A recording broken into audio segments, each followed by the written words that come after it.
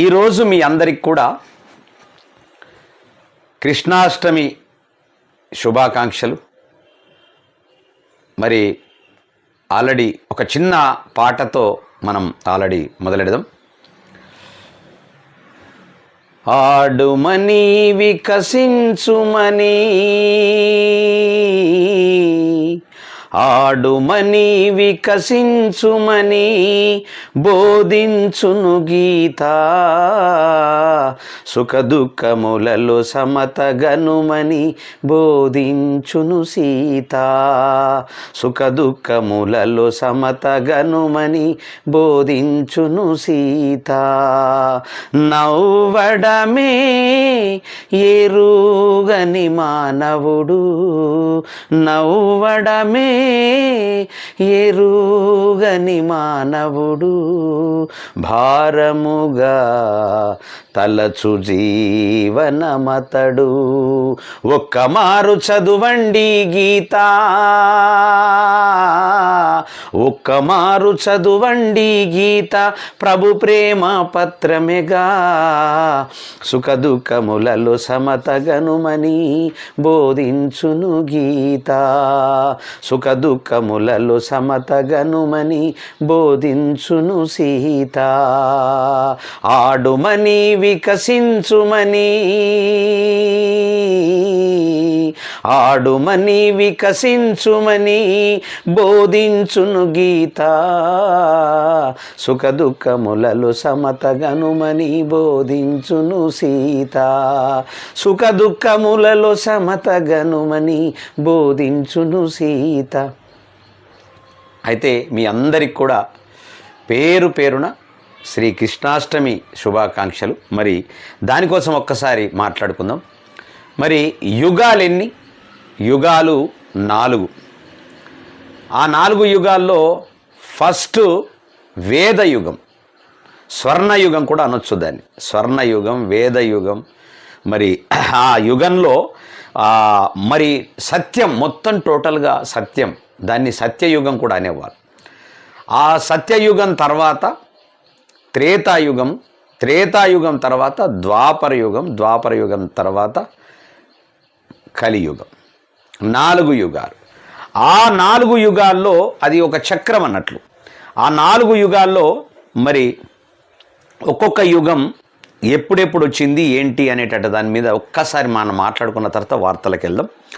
మొత్తం 4 యుగాలు, ఏ యుగం ఎలా మరి ఆరంభమైంది, ఎలా ముగిసింది అనే దాని మీద మనం ఒక్కసారి మాట్లాడుకుందాం. మరి సత్యయుగం అదే వేదయుగం.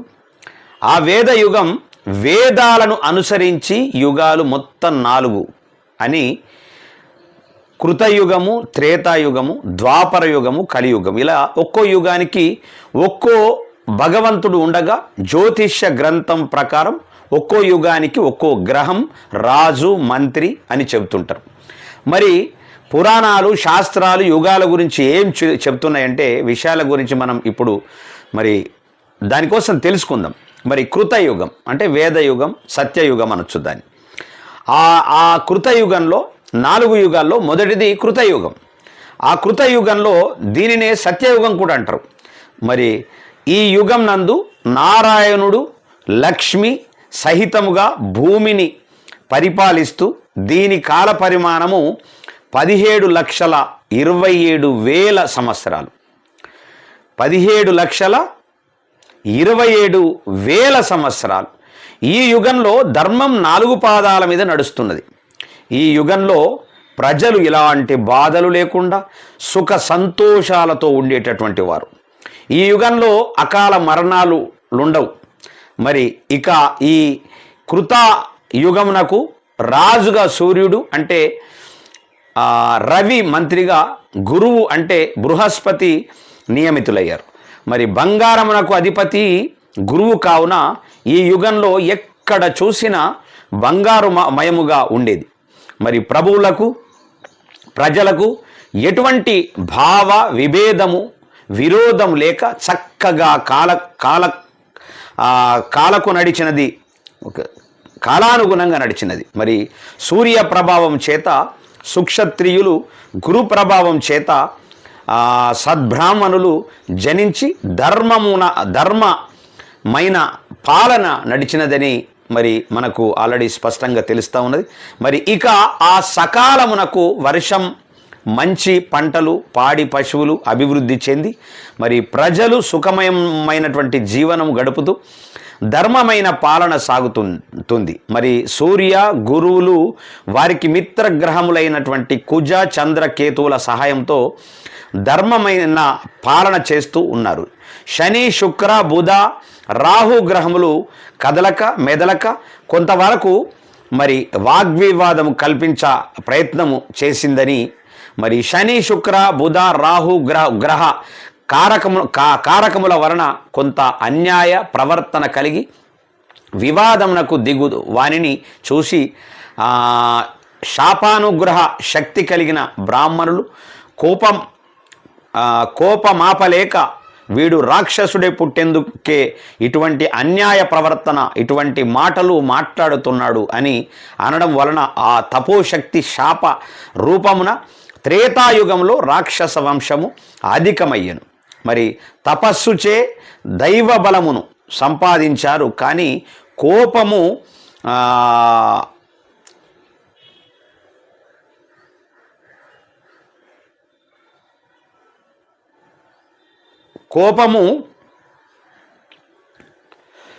కోపమాపలేక వీడు రాక్షసుడే పుట్టేందుకే ఇటువంటి అన్యాయ ప్రవర్తన, ఇటువంటి మాటలు మాట్లాడుతున్నాడని అనడం వలన ఆ తపోశక్తి శాపరూపమున త్రేతాయుగంలో రాక్షస వంశము అధికమయ్యను. తపస్సుచే దైవ బలమును సంపాదించారు, కానీ కోపము ఆపలేక పలికిన పలుకులు త్రేతాయుగంలో క్రూరులు, రాక్షస స్వభావులు, రాక్షసులు, కలహము పెంచేవారు అధికమయ్యారు. ఈ విధంగా కృతాయుగమున సవ్యముగా నడిచి త్రేతాయుగము ఆరంభమైంది.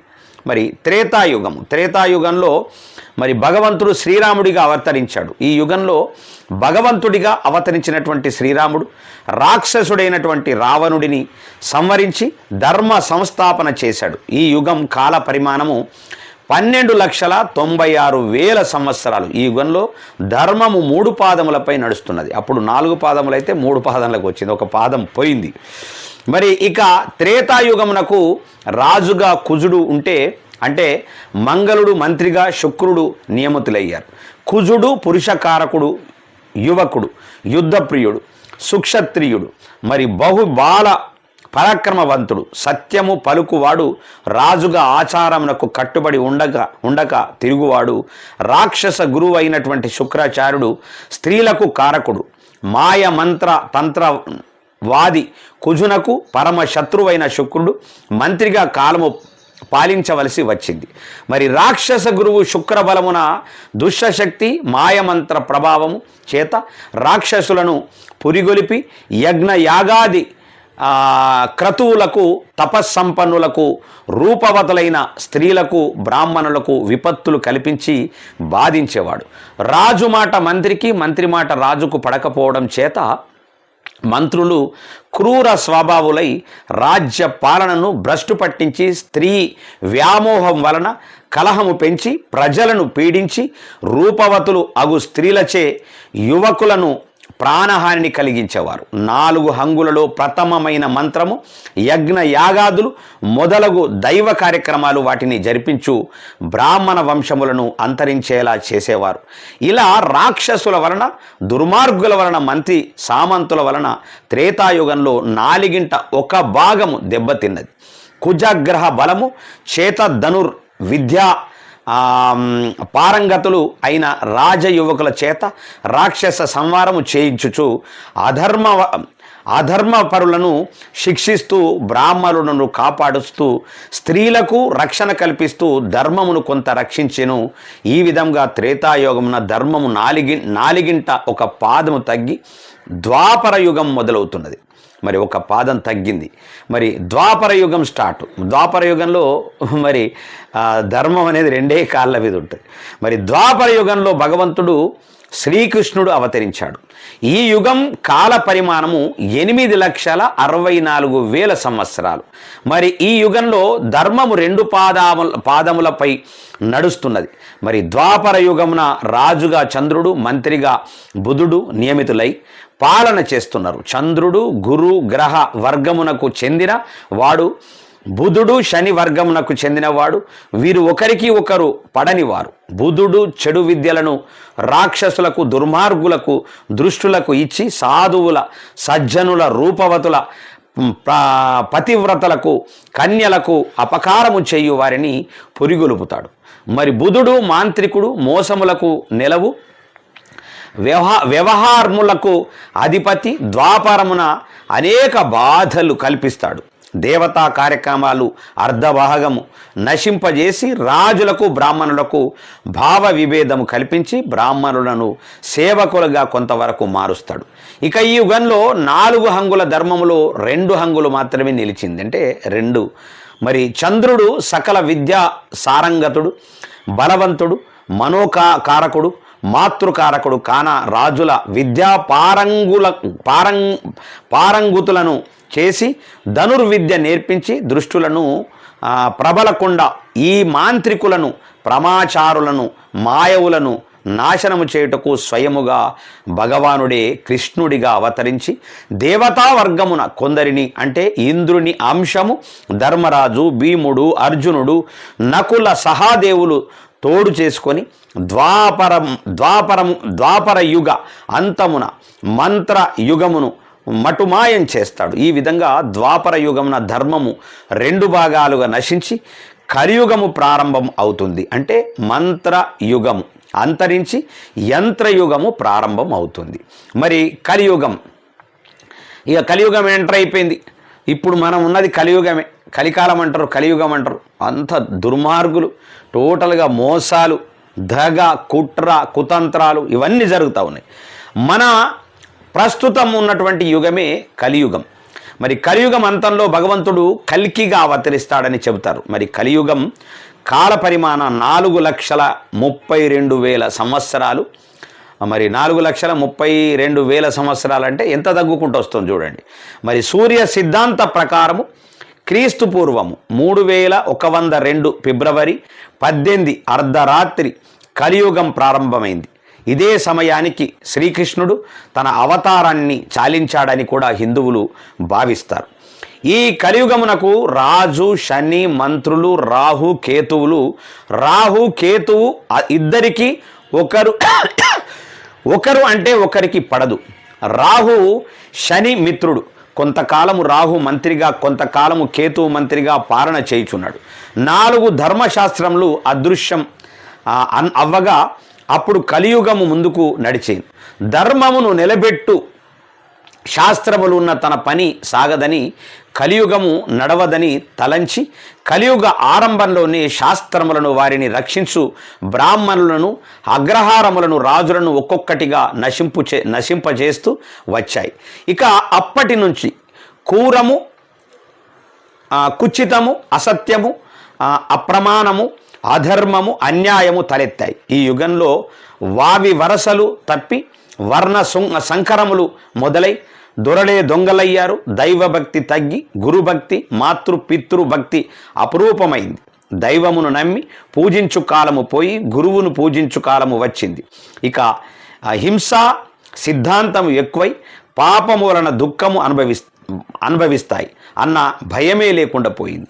పుణ్య కార్యక్రమాలు కరువయ్యాయి. ఎలాగైనా ధనాన్ని, స్త్రీని పొందినవాడే గొప్పవాడని అనుకునే వారు ఎక్కువయ్యారు. దొంగలకు దారి చూపేవారు ఎక్కువయ్యారు. ఇంకా ప్రజలు స్వధర్మమును వీడి అన్య ధర్మములను ఆచరించు కాలము నాకు పోయారు. వర్ణ ద్వేషాలు, మత ద్వేషాలు పెరిగాయి. మంచివారు దుర్మార్గులచే పీడించబడుతున్నారు. అయితే కేతువు మంత్రిగా ఉన్న ఈ కాలములో కొంతమంది ధర్మాత్ములు పుట్టి లోకమునకు మంచి మార్గమును చూపెట్టు పనులు చేస్తున్నారు. ఈ విధముగా కలియుగం నుంచి అనేదానికి చోటు లేకుండా అధర్మానికి మొగ్గు చూపుతూ నడుస్తుంది కలియుగం. అంతలో భగవంతుడు కల్కిగా అవతరించి తిరిగి సత్యయుగం స్థాపనకు మార్గం సుగమం చేస్తాడని చెబుతారు. అందుకే నేనంట ప్రజా అసెంబ్లీ అంటే ఏంటంటే, ఈ కాలంలో కొంతమంది ధర్మాత్ములు పుట్టి లోకమునకు మంచి మార్గమును చూపెట్టు పనులు చేస్తారు అని ఒక వర్డ్ చదివిన నేను. మరి నిజంగా మనలాంటోళ్ళే ప్రజా అసెంబ్లీ పేరు మీద ఖచ్చితంగా మరి కొంతమంది ధర్మాత్ములు పుట్టి లోకమునకు మంచి మార్గమును చూపెట్టే పనులు చేస్తారనేటటువంటిది ఏదైతే ఉందో అదే మన ప్రజా అసెంబ్లీ ఈ దుష్ట శిక్షణ శిష్ట రక్షణ కోసం ప్రజా అసెంబ్లీ పుట్టిందని చెప్పేసి మనం అనుకోవచ్చు వాస్తవానికి. ఎందుకంటే మొత్తము చూడు, ఈ కలియుగంలో ఎవడైతే దుర్మార్గుడు ఉన్నాడో వాడికి ఒత్తాసు పలుకుతున్నారు. ఎవరైతే చూడండి స్త్రీని అనుభవించడము, డబ్బు దోయడము ఎవడైతే చేస్తున్నాడో వాడికి ఎక్కువ ప్రాధాన్యత ఇస్తున్నారు. మంచి మనుషులకు ఇచ్చేటటువంటి పరిస్థితి పోయింది. అంటే అంత దుర్మార్గమైనటువంటి పరిస్థితి. అంటే ధనాన్ని స్త్రీని పొందినవాడే గొప్పవాడని అనుకునేవారు ఎక్కువయ్యినరు, దొంగలకు దారి చూపే వారు ఎక్కువయ్యినరు. ఇక ఇంకేముంటుంది, ధర్మం అనేటటువంటిది ఒంటికాల మీద ఉన్నటువంటి పరిస్థితి ఇవాళ దాపురించింది. మరి ఒంటికాల మీద ధర్మం ఉన్నది కాబట్టి మరి ఖచ్చితంగా మనము దుష్ట శిక్షణ శిష్ట రక్షణ కోసం మనం ఆల్రెడీ అవతరించినటువంటి ప్రజా అసెంబ్లీని మీరందరూ కూడా ప్రజా అసెంబ్లీని ఆదరించి ఖచ్చితంగా ప్రజా అసెంబ్లీని ప్రజల్లోకి తీసుకుపోతారని చెప్పేసి మీ అందరినీ కూడా వేడుకుంటున్నా. తప్పకుండా మీరందరూ కూడా సపోర్ట్ చేయడం. ఈరోజు మీ అందరికి కూడా